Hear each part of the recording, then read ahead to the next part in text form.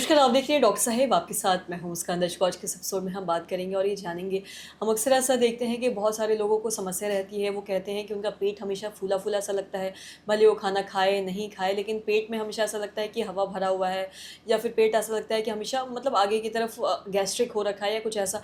तो आज हम इसी बारे में तमाम जानकारी लेंगे और ये जानेंगे कि ब्लोटिंग का कारण क्या है। इस बारे में तमाम जानकारी लेने के लिए आज हमारे साथ मौजूद है बिहार के जाने-माने physician doctor Rajeev Ranjan sir. नमस्कार, बहुत-बहुत स्वागत है आपका। धन्यवाद मुस्कान जी। सर, आपसे जानना चाहेंगे, हम ब्लोटिंग के बारे में अगर बात करें तो देखते हैं बहुत सारे ऐसे लोग हैं जो ब्लोटिंग से ग्रसित है, पेट फूला-फूला लगता है, गैस्ट्रिक जैसा, एसिडिटी जैसा लगता है, पेट में जलन भी होता है बहुत सारे लोगों को। तो सर, ऐसा अगर होता है तो ऐसे में क्या किया जाए और किन कारणों की वजह से ऐसा हो रहा है? ऐसा है मुस्कान जी कि ये पेट वाली समस्या जो आपने बताई, ये इतनी विषम समस्या आजकल है कि हर मतलब मैं समझता हूँ कि ये जो मरीज आते हैं, क्लिनिक में भी आते हैं, बाहर भी आते हैं, वो बराबर दुखी रहते हैं। उनके चेहरे पर विषाद की छाया हमेशा लटकी रहती है कि डॉक्टर साहब आज तो पेट साफ नहीं हुआ। सवेरे गए, फिर गए, 4 बार गए, 5 बार गए, मन लायक नहीं हो रहा है। कहीं जाते हैं, मीटिंग में जाते हैं, वहीं पर लगता है कि फिर जाएं, वहाँ जाते हैं, फिर जिसको कहते हैं इनकम्प्लीट इवैक्यूएशन, यानी वो बराबर परेशान रहते हैं। पेट का फूला रहना, ठीक से बॉवेल का मूवमेंट नहीं होना, और जब पेट गड़बड़ होता है तो उनको लगता है जैसे कहीं से उनको है कि भाई अब तो बड़ी बीमारी हो गई। दिन भर पेट के अराउंड ही चलते रहते हैं कि आज हमारा पैखाना 2 बार हुआ है, 3 बार हुआ। तो एक सबसे बड़ी बीमारी जो व्यक्ति के मानस पटल को पूरी तरह से व्यथित कर देती है, वहाँ आलोड़न पैदा कर देती है, भूचाल पैदा कर देती है, तो दिमाग से जो कनेक्शन होता है पेट का, इस बीमारी का नाम है इरिटेबल बाउल सिंड्रोम।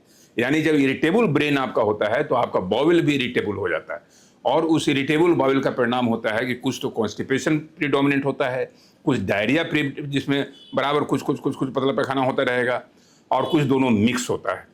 इसमें सबसे बड़ी बात है मुस्कान जी कि अगर आप सारा जांच करा लीजिए, आप 10 लाख रुपए का जांच करा लीजिए, बाहर सब इन्वेस्टिगेशन करा लीजिए, कोलोनोस्कोपी तक करा लीजिए, लोगों ने ultrasound, cat scanning, MRI, colonoscopy सब करा के देख लिया, कहीं कुछ नहीं मिलता है, सब नॉर्मल आता है। तो व्यक्ति और परेशान हो जाता है, सारे चिंताओं के चक्र में घिरता। जितनी भी चिंता बढ़ेगी, जितना तनाव बढ़ेगा, उतना ही बीमारी बढ़ेगी। तो इसलिए इरिटेबल बाउल सिंड्रोम भी एक स्ट्रेस इंड्यूस्ड इलनेस है। और यहाँ भी वो तनाव से बचने का सबसे बड़ा तरीका है कि अपने जीवन शैली को सुधारना। बार बार जो अब आजकल सारा जितना भी हम लोग का मॉडर्न मेडिसिन है, घूम फिर के जितना भी नॉन कम्युनिकेबल डिजीज है, कम्युनिकेबल डिजीज की बात छोड़ दीजिए, बैक्टीरिया वायरस की बात छोड़ दीजिए, जितने भी नॉन कम्युनिकेबल डिजीज, डायबिटीज है, हाइपरटेंशन है, हार्ट अटैक है, इरिटेबल बाउल सिंड्रोम है, IBS है, इस सब का कहीं न कहीं केंद्र और धुरी वो है तनाव। तो मानसिक तनाव से बचने के लिए सबसे ज़रूरी है कि थोड़ा सा रिलैक्स करें, सवेरे का टहलना यानी मॉर्निंग वॉक लेना, शरीर को थोड़ा चलाएं, दिमाग से इसको ज़्यादा सोचें नहीं, और रिलैक्स रहने की कोशिश करें। बहुत ज़्यादा भाग दौड़ करके इरिटेबल बाउल सिंड्रोम को बनावा देना, हाँ, ये खतरनाक बीमारी तो नहीं है, ये आपका जानलेवा नहीं है, लेकिन आपके दिमाग को इस तरह से कर देता है, व्यथित करता है, पूरे दिमाग में दिन भर इसके बारे में आपका मूवमेंट होता रहता है कि मैं तो ठीक नहीं हूँ, अब तो मेरा पेट गड़बड़ हो गया, किसी को लगता है मुझे कैंसर हो गया, किसी को क्या हो गया। तो दिमाग आपका जब जर्जर हो जाता है तो शरीर तो जर्जर होना ही है।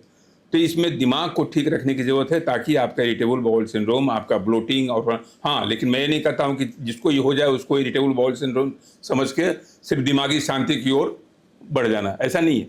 सारा जाँच और इन्वेस्टिगेशन, खास करके अगर आप 50 साल के ऊपर हैं, 60 साल के ऊपर हैं, पूरा जांच करा लें कि कहीं कोई और बड़ी बीमारी का कोई अंदेशा तो नहीं है, जैसे कैंसर है, कोई दरवाज़ा खटखटा तो नहीं रहा है, कोई बड़ी बीमारी। वो अगर सब नॉर्मल है, आप निश्चिंत रहें और बिल्कुल मनोयोग से अपनी जीवन शैली को सुधारें, दिमाग को स्वच्छ रखें, शांत रखें, आप बिल्कुल स्वस्थ रहेंगे, खुश रहेंगे। सर, बहुत बहुत शुक्रिया तमाम जानकारी देने के लिए। तो आशा करते हैं दर्शकों की जो तमाम जानकारी है आपके लाभदायक रही हो। तो आज के इस वीडियो में इतना ही। अगर आपने अब तक मेरे चैनल को सब्सक्राइब नहीं किया तो तुरंत कर लिए, साथ ही हमारे फेसबुक पेज को लाइक करें। वीडियो देखने के लिए आपका धन्यवाद।